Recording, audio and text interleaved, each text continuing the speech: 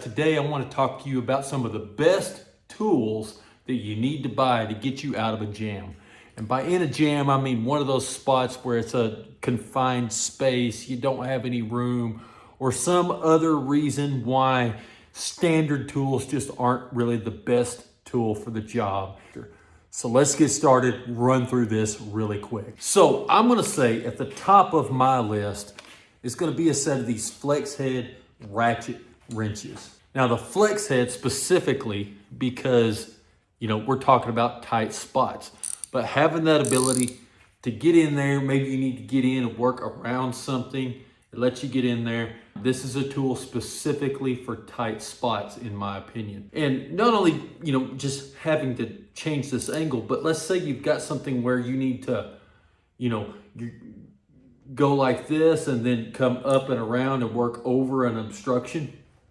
These are really good. These were sent to me from Susumi.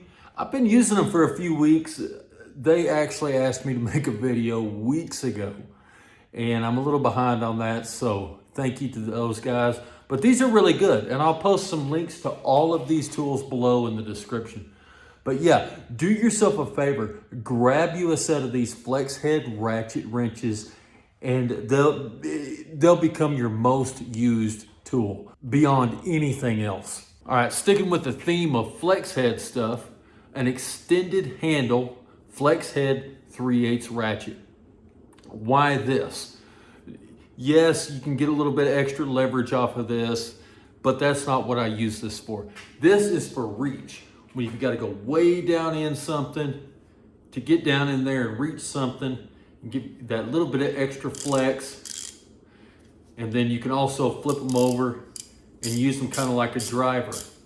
This right here is my favorite ratchet. I've had these, this is from Pittsburgh from Harbor Freight. I've had these from Craftsman. I've had them from Snap-on.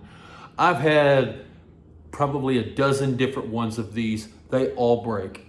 If you put much torque on any flex head tool, the pin will break every time.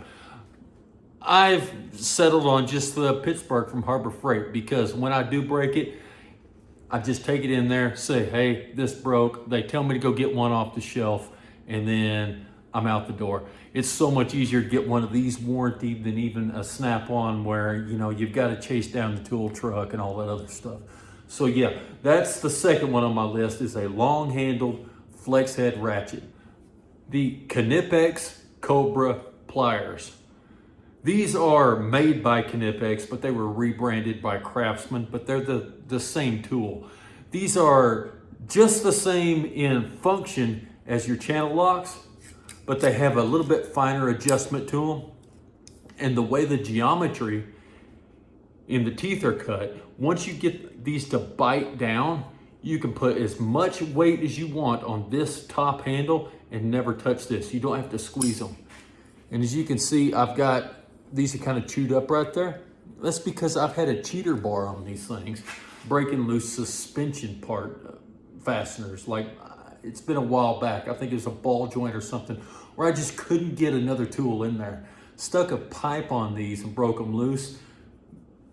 Other than having a couple, scuffs and cuts in the handle, the use of the tool, the teeth weren't chipped, they just work. So these, definitely put it in your budget and get a set of these.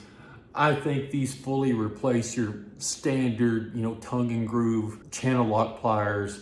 Any day of the week, I'd take one of these. So I'm sitting here editing and realize that I forgot to film probably the two most important parts of this entire video. And the first one is this. I want your suggestions. I want to learn from you. Down in the comments section, let's all learn from each other. There's somebody out there who has gotten themselves out of a jam in a way that another person or maybe 100 people have never thought of. So put that stuff down in the comments. Let's turn that comment section into a brain trust. The second thing I forgot to film was some sort of conclusion or ending to this video. But you know what? Let's just skip that because, hey, it's my YouTube channel and I make the rules, and let's do something different. After that, let's go to screwdriver. This is one of the Klein 11-in-1 impact rated screwdrivers. It's got all the different flip bits and all of your, little sockets and stuff. But the main thing I like about this one is all of this stuff is impact rated. So you can put it in an impact gun, a screw gun, and not worry about tearing up the bits.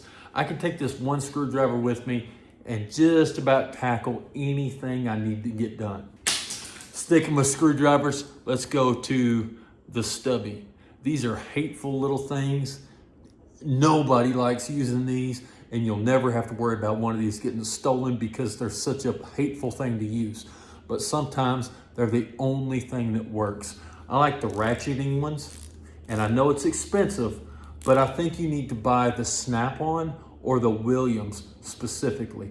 They have the best ratcheting mechanism of any screwdriver I've ever seen. If you're going to buy anything that's a ratcheting screwdriver, it needs to either be Snap-on or Williams. When you're using this, you're already in a tight spot, and having that ratcheting bit just seems to help so much better. Like I said, these are hateful things to use, but when you need it, it's about the only thing that you can get the job done with. All right, next, let's talk about some tools that you probably already have or need to kind of adjust. That's custom modifying tools for a job. This was like a 12-inch crescent wrench. I needed something that opened up large, but was still short. But this is a cheapo crescent wrench. I just, got the grinder, cut off wheel, cut it down. And I was worried, I hate to be cutting up a good wrench like that. But never looked back. If I had any regrets, it would be maybe that I didn't cut this down shorter. If you're working on a tie rod or something, you can get this on there and it's short enough. You can get some good swing on it.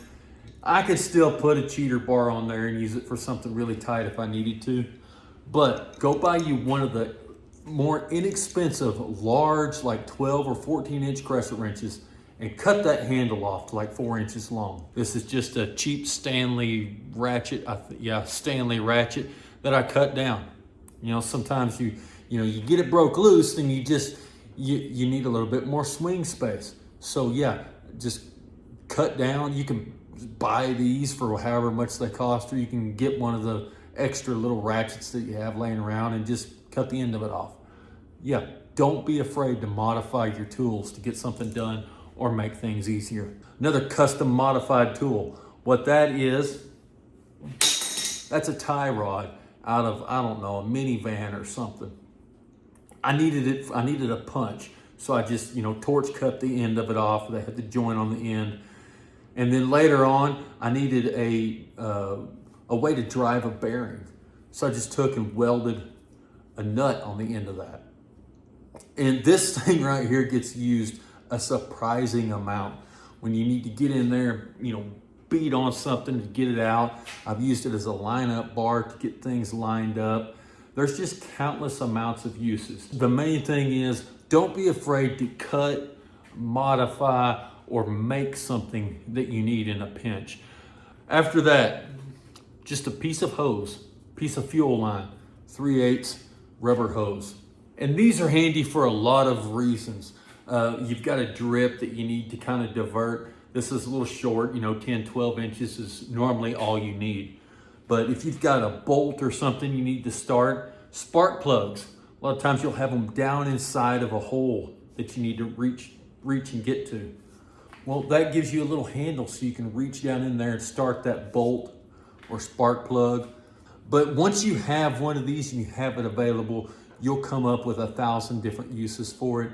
So get you a piece of, 10 to 14 inches of 3/8 inch fuel line and keep that with your tools. You'd be surprised about the amount of messes that'll save you. Okay, the panel pry tool.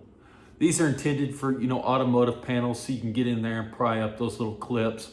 And yes, they work great for that. But that is just the perfect shape and size for a light duty Prybar that fits just about anywhere. Maybe you've got a nut on the back of something that's spinning around and you've got an impact on there. Well, you can get that up there and put a little bit of back pressure on that nut so you can buzz it loose with an impact. with the way that it's forked in there, you can get it in there and, you know, reach and pull on a connector or something that needs to be separated.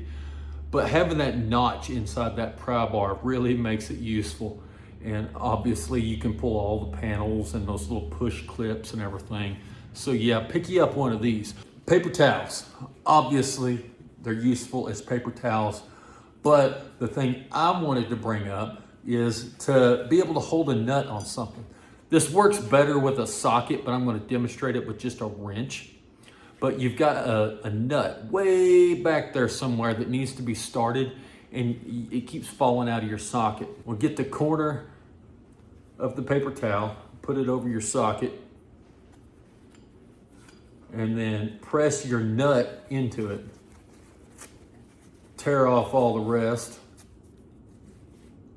And there, that holds it really good for you. You can reach way back in, someplace that you can barely reach and barely see to get to. And that will hold that nut on there so you don't drop it. And you can reach in there with a long extension and get it started. It'll hold it there, but not so much that whenever it comes time to take it off, it pulls your socket off, and you got to reach down there and fish the socket out. You can also do that with some sandpaper if you're worried about something that's way back in there that you're going to round off or something like that. Sandpaper works for that too. You get like some 220 or coarser, and you can use that same trick with sandpaper to give you a little bit extra bite on something. Magnetic pickup tools. Get you a small one, get you one of these, get you one of the big ones with the flex head on it. And for reaching down there and getting that 10mm socket that fell, a lot of times if I'm taking a bolt loose where I'm worried the bolt might fall, you know, down into an engine or something, I'll go ahead and put one of these on there as I'm taking out that last, you know, little bit of, you know, last couple turns on the bolt, just to make sure it doesn't fall. If you've got a bolt that needs to be started in a hole that's way down there, a lot of times you can take and just attach the bolt head to it, reach down in there, and get that bolt started. I do that a lot of times if I'm taking something off that I'm gonna be putting back on, and I just want to put the bolt back in the hole where it came out of so I don't lose it. I'll use it for that. Fishing around in a little hole to see if there's chunks of metal stuck somewhere. This is about the only way I could think of you'll ever get a nut or a bolt out of a valve cover that you've dropped something down in it, which if you're doing this enough, you're eventually going to drop something somewhere. So yeah, magnetic pickup tools. Get several of them. It's one of those things you need to just buy one anytime you see them on sale. An assortment of pry bars. Get an assortment of these. There's been times whenever I've used a pry bar to leverage a wrench over, moving stuff around. This isn't just for, you know, prying two things apart, but having a lever of some kind is more than just automotive work. You need to buy some pry bars.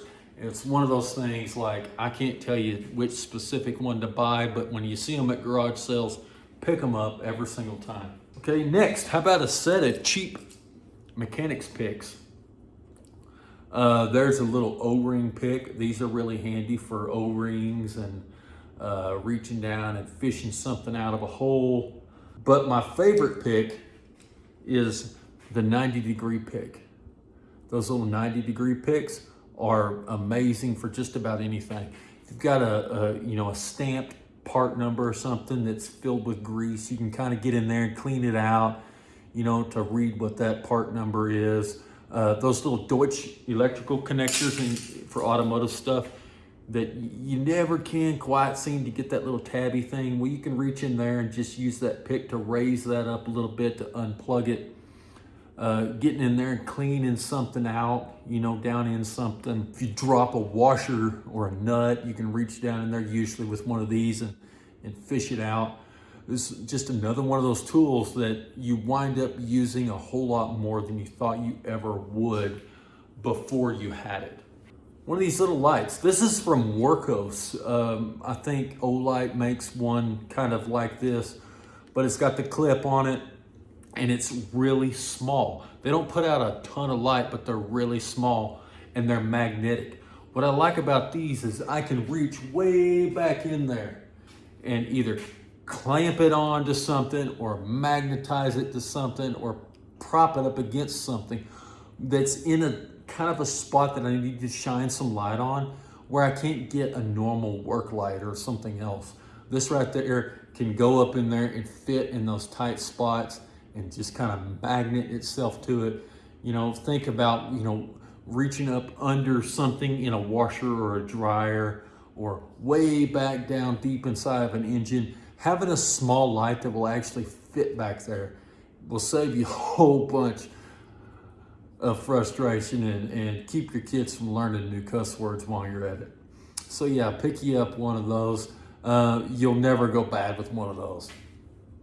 All right, what about this? You see that?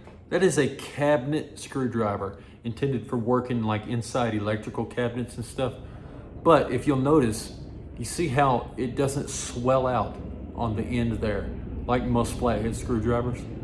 What that is useful for is a lot of times on carburetors for small engines, the flathead screw for the adjustment or whatever will be recessed, you know, a 1/4 inch or more down inside of a hole. And what that allows you to do is reach in there and be able to make adjustments on that. This is a little bit longer than what I would like. One that's, you know, about 2 inches shorter would probably be a little bit more versatile, more useful. But these things are really, really handy. So consider getting one of these. Okay, what about cold chisels? Cold chisels of different kinds.